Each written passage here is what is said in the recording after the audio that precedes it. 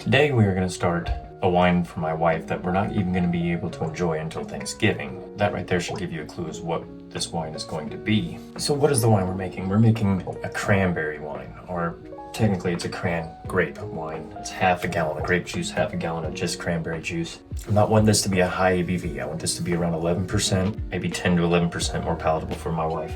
But as always, before we start anything, we need to hydrate our yeast. And if you've watched my channel at all, you know that we hydrate with a 1/4 teaspoon of GoFerm and water. But before we do any of that, we need to mix our juices, because I want to get a gravity reading on just the juice to see how much sugar I have to add to get to our target starting gravity of around 1.090, 1.100. We're going to add all of our juice and mix them together just to get an idea of what we're working with. And as always, we're being sloshy, splashy with our pours because we want to incorporate oxygen so we can aerate. We're gonna have half a gallon of cranberry juice and half a gallon of grape juice. Now this grape juice actually contains sorbic acid and citric acid. So we're definitely going to do a pH reading on this. Let's mix these together and let's get a gravity reading.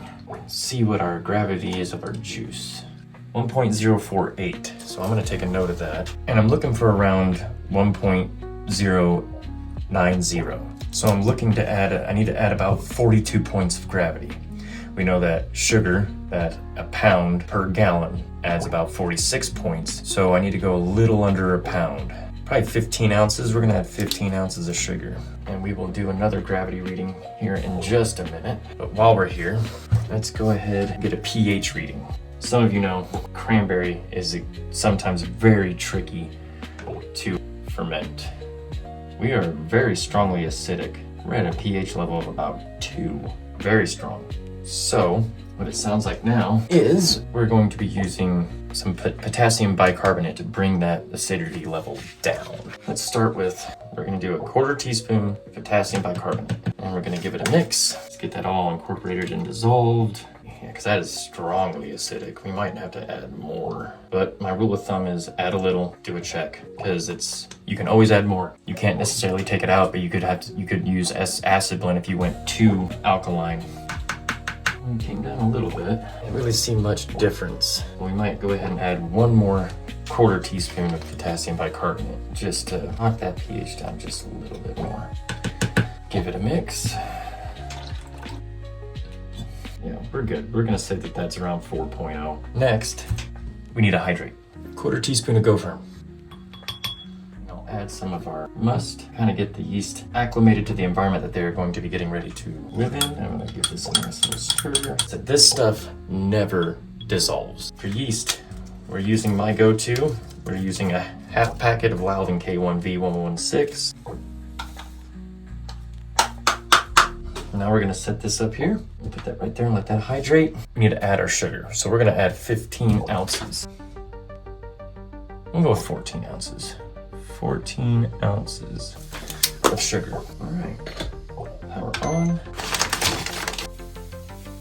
Well, next we're gonna pour half of our fluid into our fermenter. And like always, shake the hell out of it. And why are we shaking it? We're aerating. We're incorporating oxygen into the must because yeast need oxygen to multiply.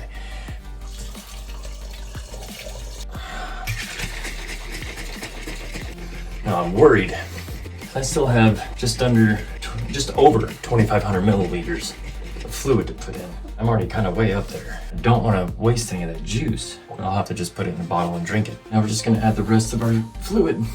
A lot of foam, and you guys already know how I feel about foam. That is a lot of foam. I mean, seriously, look at that. That is at least 1.5 inches thick foam dome. Okay, well, we're gonna have to let this sit for a bit so that foam goes away. As you can see, the foam kind of dissipated. I am right to the 1 gallon line. But now, we're gonna get our original gravity reading after we added our 14 ounces of sugar. So like I said, I was shooting for 1.090, around that. So let's see how I did. Survey says, oh, I was a little off. We're right at 1.082, which that'll be right around the 10 to 11% range. If this retains this color, it's gonna be gorgeous. We're going to add our yeast nutrient, half a teaspoon of Fermentor. just like the GoFerm, that stuff does not dissolve.